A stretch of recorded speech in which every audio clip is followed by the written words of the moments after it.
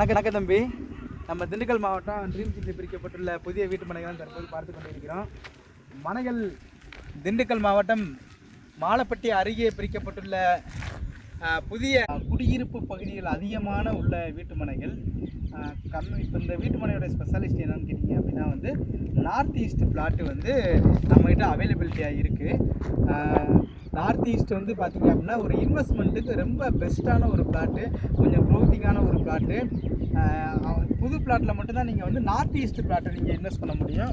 ஏன்னா நீங்கள் எதிர்பார்த்து ஒரு நார்த் ஈஸ்ட் பிளாட்டை நீங்கள் கேட்குறீங்க அப்படின்னா அவ்வளோ ஈஸியாலாம் நார்த் ஈஸ்ட் பிளாட் உங்களுக்கு கிடைக்காது. நார்த் ஈஸ்ட்னா என்ன சார்? நார்த் ஈஸ்ட் அப்படின்னு கேட்டிங்க அப்படின்னா வடக்கும் கிழக்கும் பார்த்த ஒரு மனை.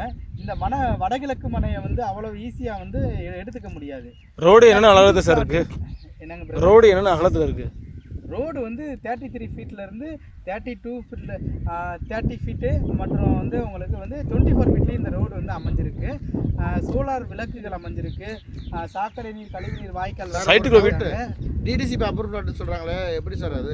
டிடிசிபி அப்ரூவல் லேஅவுட் அப்படின்னா குறிப்பிட்ட நாட்கள் டிடிசிபி பிளாட்டை தான் வாங்கணும் அப்படின்னா ஒரு அரசாங்க அங்கீகாரம் பெற்ற ஒரு வீட்டு